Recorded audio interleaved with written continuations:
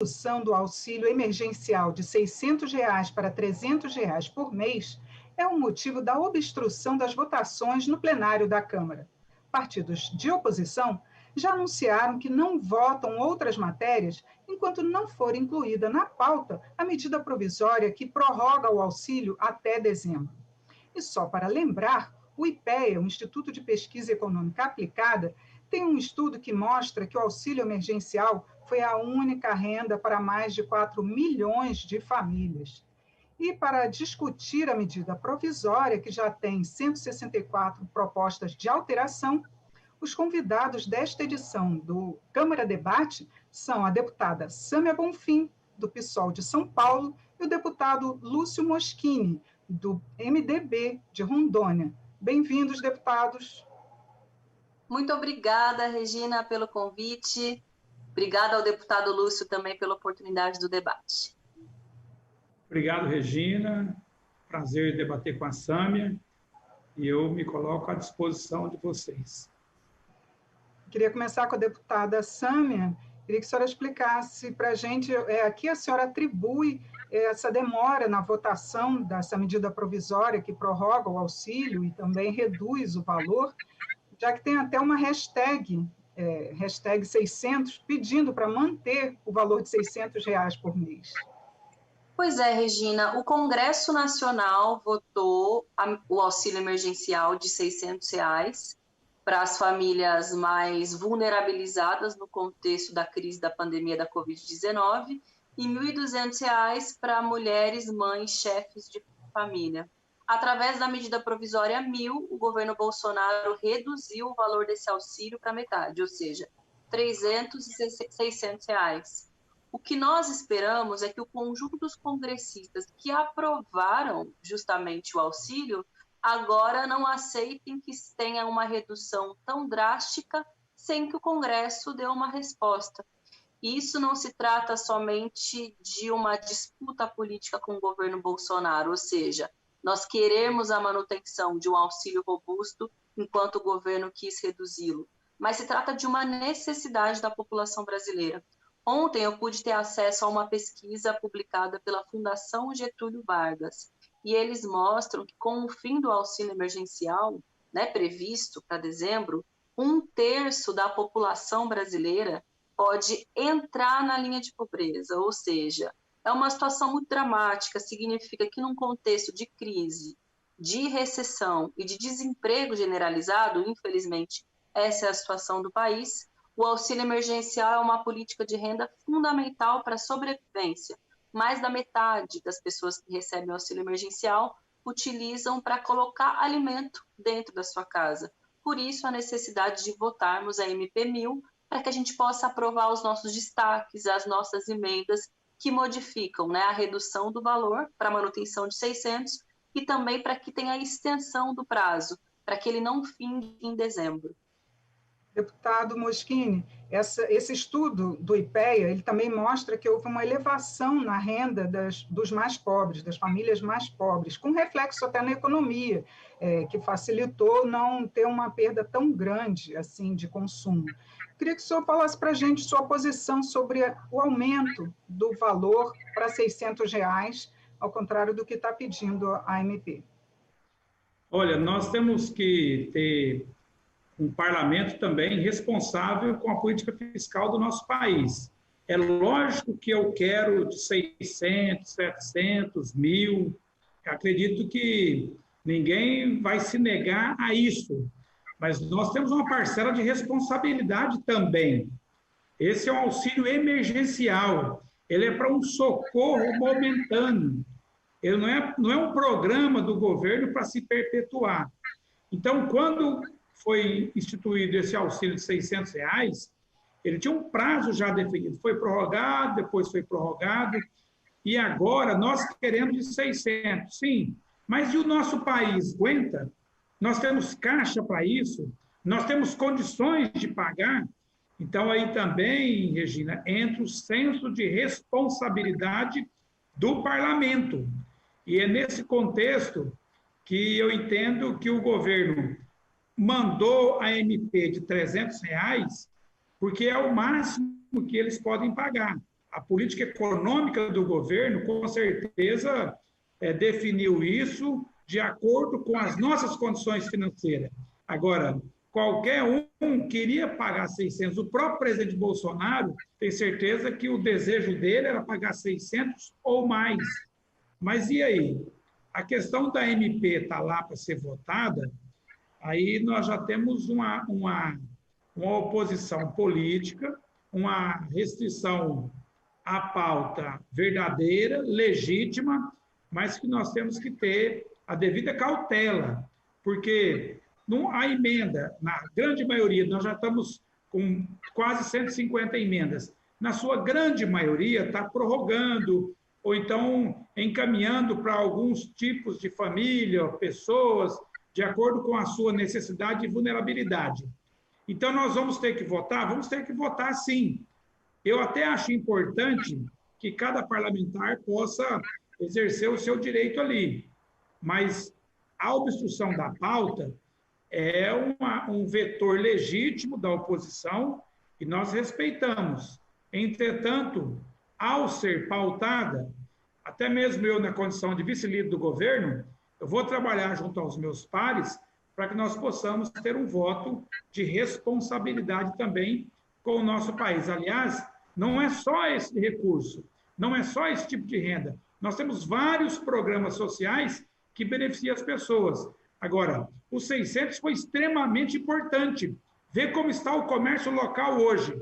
Olha, nós temos dificuldades de comprar, pelo menos aqui no meu estado, não tem tijolo, não tem cimento, não tem ferro. Estou falando uma realidade do comércio. Se você for nos hotéis de Porto Velho, os hotéis estão lotados. Então, nós estamos saindo desse momento gradativamente. E o auxílio emergencial também está sendo diminuído gradativamente. Agora, deputada Sâmia, apesar de necessária a manutenção desse valor, de onde sairiam os recursos? Qual seria a fonte de financiamento para manter esses R$600?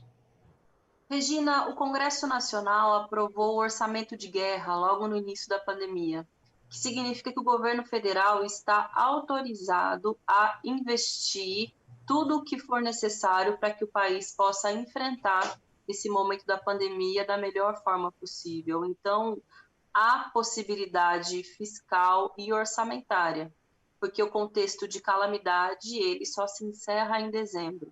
E no que se trata a postergar, né, o tempo do auxílio emergencial ou se transformar num programa de renda permanente, é necessário que no orçamento a ser discutido esse ano isso esteja previsto.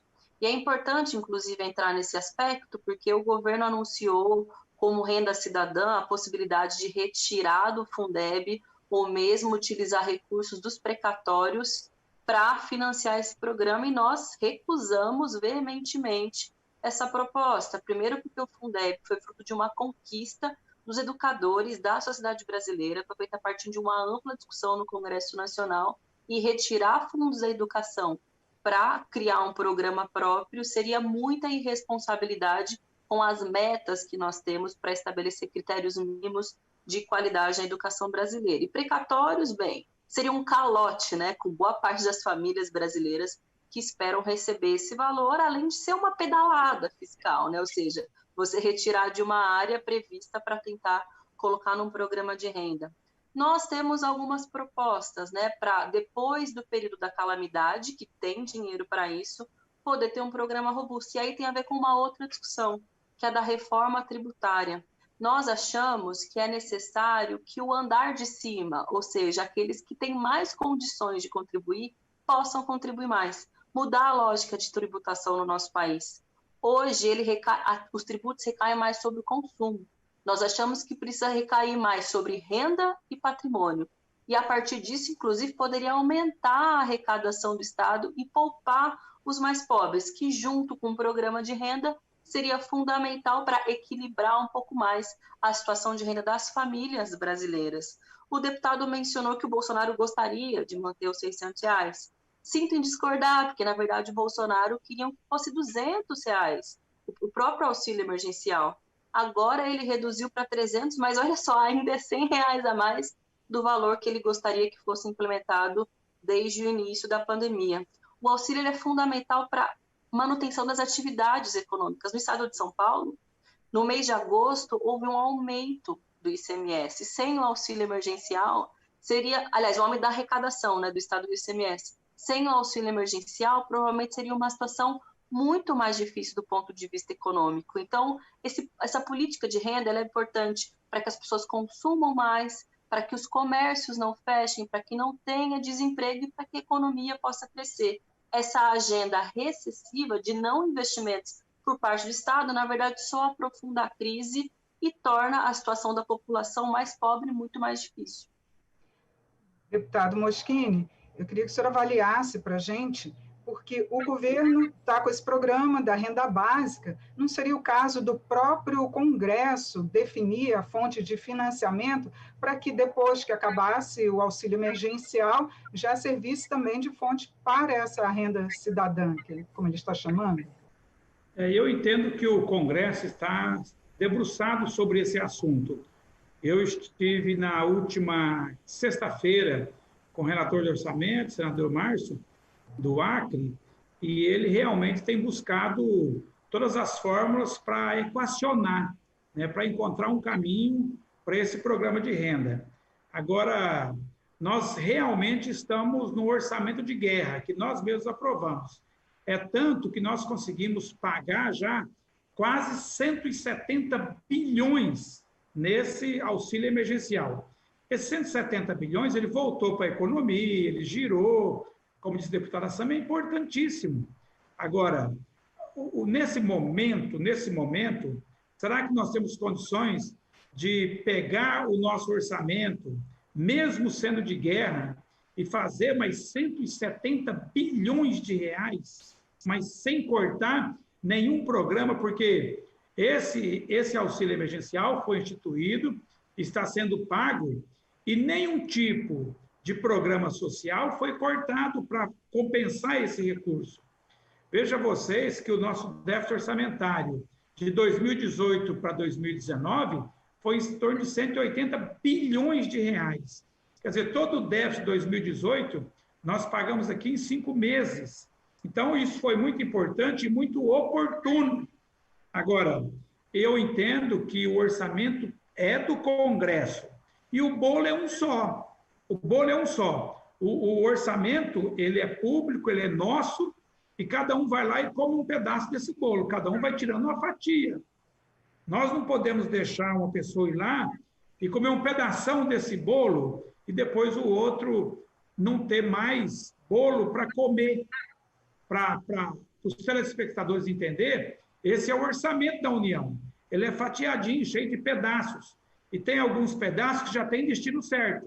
Já tem educação, já tem a saúde, já tem ali os poderes, e tudo está perfeitamente dividido. Agora, nós, como congressistas, temos que se debruçar sobre esse orçamento e encontrar o caminho. O que nós não podemos é ter, às vezes, um voto irresponsável com relação à política fiscal. Vamos continuar pagando 600? Vamos, parabéns, vamos pagar 600. Mas, para aí, vai sair da onde o dinheiro? Da onde que vai sair o dinheiro? Vamos buscar a solução? Se for uma solução plausível, eu topo. Mas eu imagino aqui que a equipe econômica do governo deve ter buscado todas as formas. E o caminho viável que encontrou é em cima desse valor. Agora, a gente tem poucos minutos, eu vou fazer uma pergunta para os dois. É que alguns parlamentares estão defendendo a venda de estatais para poder financiar tanto o auxílio emergencial quanto os programas assistenciais. Deputada Sâmia, qual a sua posição? Seria uma alternativa? Não, eu sou radicalmente contra a venda de estatais, até porque boa parte delas corresponde a setores estratégicos para a economia brasileira, para a soberania nacional. Enfraquece muito o nosso país do ponto de vista da relação com os demais, mas também gera uma onda de desempregos, de queda na arrecadação, no consumo e ainda mais crise. Eu acho que essa lógica fiscalista e da austeridade precisa ser revista no nosso país. A gente precisa compreender o papel do Estado como um investidor, um garantidor de direitos, de manutenção das suas empresas públicas para que o país volte a crescer. Sim, Olha, nós temos estatais que são verdadeiros elefantes brancos. Eu entendo que nós temos estatais que são estratégicas para a nossa economia, para o nosso país, mas não é a questão de vender estatal para financiar um programa de renda. Nós temos que vender estatais para enxugar o Estado. O Estado tem que ser leve, o Estado tem que poder socorrer o cidadão no momento de pandemia e poder pagar 170 bilhões de reais. Mas nós temos estatais no Brasil que só serve para dar emprego, só para dar emprego. Então, apesar de nós termos várias que são extremamente importantes, além de ser estratégica para a nossa economia, não tem cabimento a gente, no século XX, já na era da informática, ficar sustentando essas estatais como totalmente improdutiva, e às vezes sem nenhum benefício para a sociedade. Deputados, muito obrigada pela participação, esclarecimentos aqui para nossos ouvintes e telespectadores sobre a medida provisória que reduz o valor do auxílio emergencial. Muito obrigada, Regina. Obrigada, deputado, pelo debate. Obrigado, Sâmia. Obrigado, Regina. Eu conversei sobre a MP 1000, que reduz de R$ 600 para R$ 300 o valor do auxílio emergencial. Eu com os deputados Sâmia Bonfim, do PSOL de São Paulo, e deputado Lúcio Moschini, do MDB de Rondônia. Obrigada pela sua audiência. Até a próxima.